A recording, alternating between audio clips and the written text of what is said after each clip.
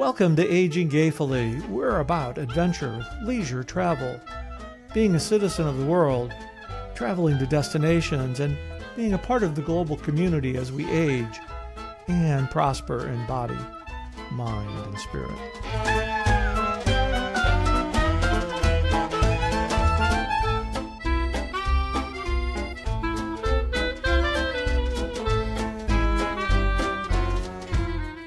Welcome to Aging Gayfully. I'm Josh. And I am Chris. Happy Sunday, Josh. Happy Sunday, Chris. You're feeling a little tired, I understand, so I'm going to do my best to be peppy and cheerful. I'm going to fake it today. It won't be fake news, but I'm going to fake it today because I'm on about 3 hours of sleep. This aging stuff is for the birds today. Aging is not for the weak, right? Is that what you would say? No, I would say aging is not for sissies. Okay, very good. Very good. Well, we are approaching Jingle Bell time here, and we are approaching the end of the year. And I just want to chat with you a little bit about this idea of endings and beginnings. First of all, do you have any sort of holiday ritual that you do every year? You know, the Christmas time or whatever else, holiday time and New Year time? I don't. I take the day as they happen. No resolutions, nothing like that? I have daily resolutions. That's very good. That's very good. But it is interesting to me how we have these arbitrary days and weeks, and one year is over and another year begins, and it all seems rather, I don't know, performative to me on one hand, but on the other hand, it's always a good reminder, reaching the end of the year, you can't help but assess, how's this year gone? And then the beginning of the new year, how is this year going to go? And so for you, Chris, how has this year gone? Well, it's been like a yo-yo. So I've lost 60 pounds, yet and I made that goal early on in the year. In fact, I probably did it around this time last year because I had ballooned up to over 230 pounds again. And I said, I got to do something about that. And then we had, I was diligent and was able to accomplish the goal. And then both me and my roommate had falls, not Niagara Falls. Slowly we turn, step by step. Step by step, inch by inch. That's showing our age there. But so we both had falls. His a little bit worse than mine, but it put pretty much the whole year into perspective about care and self-care and caring for somebody else in the midst of the aging process. And so as we approach this new year, you mentioned resolutions. I have to decide whether or not I'm going to do surgery on my prostate. I really don't want to do it, but I want to rebuild my strength too. So those are, the beginning and the endings, I guess, for 2025 going into 2026. Do you think that, or no, let me ask this question a different way. How do you think this year changed you? Immensely. This year has made me stronger, emotionally, professionally. I've stepped into my comfort zone with the gigs, the acting. I'm really enjoying that shift at this stage in my life. And I feel like I have found something that I probably was called to do years ago that I never recognized. Now, the delicate balance of that is, how do you balance something that you enjoy doing and you really know that you're good at? Now, you always go back to the bowling analogy. For me, I knew I was good at it because I could see the results, the good or the bad results. It was all on me. Managing that is different now at approaching 69 rather than approaching 29. I was waiting for you to say more about that, because that's kind of the crux of why we're here, is talking about those differences and managing what you want to do versus what you can do, and having a more realistic maybe assessment at our age than we did at 29. Right. And the desire is still there. Like I'd love to go pick up a 15.5 pound bowling ball and go bowl 3 and 4 hours like I used to, but the next step would probably be the crematorium after doing something like that. But your limits, but that doesn't change the desire to do what you like to do or what you can do, but you just temper it about what your skills and your abilities are at that time, at this time. Recognizing the change, doing what you can do. It's funny because you said that at some point just there that you are getting into the acting now, and it's something that you could have done before, and that now you're just getting into it. Or maybe you couldn't have before. Maybe things happened just as they Right. were supposed to happen. I think that's spot on. Yeah. It's kind of like that old adage, yesterday is gone. We don't know what tomorrow is, but if you're living in the moment, you can get in touch with really what is right for you. I've lived way too much in the day before, wondering about, what people are thinking, or, if that being in the closet thing, somebody's going to learn about my secret. Yeah. And that's pretty much what I lived through professional bowling, being in the seminary, working for the Catholic Church. I always lived a secret. But, what I learned from that, and why I don't give a rip these days, is I didn't have secrets. Secrets had me.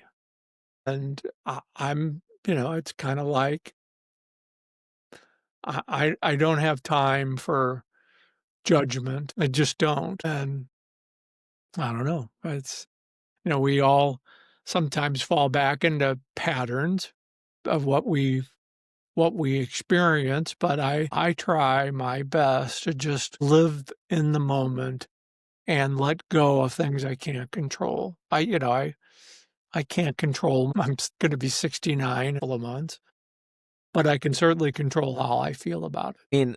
I'm being honest, being able to tell everyone that you're 69, I mean, that's a magic number, baby. So enjoy that year. Going back to talking about, I'm not going to even comment on that. you don't need to. I'll let Anyone who could have seen your face just then, that was your comment. A lot of people, especially as they age and as opportunities seem to go away, they hang themselves on the cross. Well, I could have done this and I could have done that. Could have, would have, should have. And, again, and I just said this to you, but I'll say it again because it bears repeating. If you could have, you would have. Whether it was a physical thing that kept you from doing it, whether it was an emotional thing that kept you didn't do it. So therefore you couldn't do it. And so we really need to settle ourselves into the reality of letting ourselves off of the fucking hook with this. But I could have done this. I could have, would have, should have. But, I think back, and I use this expression when people ask me, well, what have you done professionally? And I'm real happy these days to say, well, I've kind of had a cornucopia life experience, anywhere from professional bowling to seminary to, I always like using my line, some people say I went from the alley to the altar, or to the altar to the alley. But, I when I think back about it, I've pretty much lived how I've wanted to live. If I had a mulligan, if I had a life mulligan, what I would change would be the internal strife that I put on myself, projecting what other people think or say. And I don't know, I guess everybody's different, deals with things differently, but some of it comes from your upbringing, the people that you're surrounded with, what your parents tell you at a at a young age. And, I've shared this before, but, it's like my mom, when I was about 15, of course, that's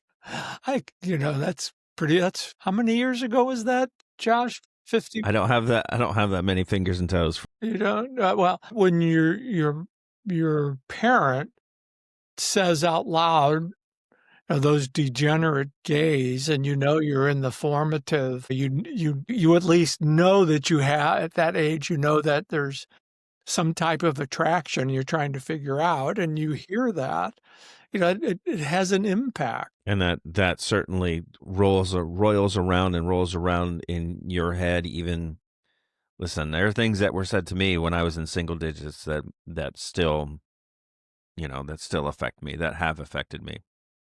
And it's unfortunate, but everybody deals with those conflicts differently. I think the challenge that we all have is finding that internal peace and harmony, Mm-hmm. living life to the fullest, the way that I still have these dreams of living in Europe. You know what? Somebody, I read an article the other day. It said uh, about living in Europe, moving to Europe, when moving to France, it was either France or Spain, moving in your 70s. It's like, well, why not? I could, why not take a risk if it's plausible, if your health is allowing you to do that? I don't even know if that even is the right way to say it, if your health is allowing you to do that, but that comes into consideration as you approach that number that you just mentioned, 69. That's right. That's right. Well, everything that you're saying ties into what I learned this year and what I began this year, which is a journey into trying to be a little bit more, or a lot more in the present, a lot more mindful of the present moment. And I'm learning a lot of things from a lot of different sources, really being open-minded about where I look for truth. And it's funny, you mentioned this internal strife and this internal struggle that you, if you would have a mulligan, you would work on that. I learned about this concept of the second arrow. Have you heard of the second arrow? No, but I'm all ears. It is a Buddhist concept. I'm going to like this. Talking about how you receive pain or anxiety or frustration. The first arrow, there's two arrows. The first arrow is the external stimuli that hits you. So you find out bad news, you get a broken arm, whatever it is that would be a pain that you receive, you're hit with the first arrow, right? You cannot control that. But you can control the second arrow. The second arrow is what you shoot at yourself in response to the first arrow, or what you shoot at other people. So the trick is to receive the pain or the frustration and to have that moment of mindfulness, of gratefulness, of contemplation to keep you from hurting yourself more with that second arrow.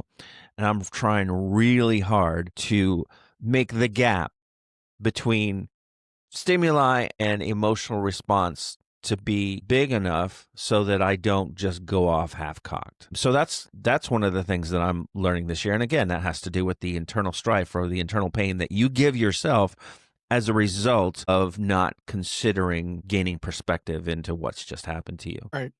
Well, you've had a lot going on this year yourself. Sure. Oh, sure. Lots of podcasting things, just trying to figure out where I fit in this broadcast world. Lots of things in my job have changed. I'm navigating that. Change is the constant for all of us. It's just what you do with that change. Change makes people uncomfortable. It makes people unhappy. That's the first arrow for a lot of people, is they can't handle change very well. But then what do I do with my reaction to that change? Do I just flow with it and go with it and just be like a leaf on the river? Or do I just try to fight upstream like the salmon that ain't going to make it? And so that's what this year has been all about. What a great metaphor, the salmon who ain't going to make it.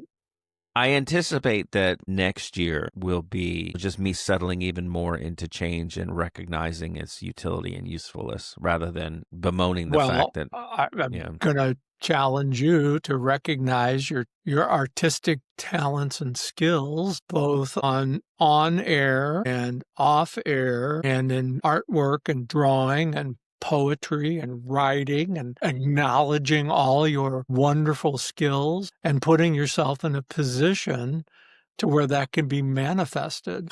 I look back at the many times I put myself in a position that I really didn't want to be in, but you had to be in it. And I think a lot of that comes down to being a risk taker. I was never really much of a risk taker. Mm. I think at this age, I want to be a risk taker, but I also want to feel better too. Sure. Well, I wish that for everyone out there too. I want you to feel better, but I also want you to challenge yourself. And we want to hear stories of these things. We want to hear how your year went. We want to hear what you're looking forward to. Chris, how can people get in touch with us? They can get in touch with us at yesiam at AgingGayfully.com. Yes, I am at AgingGayfully.com. Excellent. Love that. Well, I will tell you in closing that I am taking a risk. I am putting myself out there because tonight I'm going to my first ever poetry reading. So I will be reading some of my poetry out loud to other people in a room. There you go. But I hope I'm going to get a video of this so I can banter you about how good it is and how you need to do more of it. So be prepared. Well, yeah, I'm just prepared to dodge the tomatoes is what I'm prepared to do. So we will see. I'll let you know if how I it only goes. had advance notice, I would have brought. Yes, I have some exactly. I have some soft tomatoes in the. Exactly why you didn't get advance notice. All right, Chris. Good talking to you this week. We will see you soon. Bye.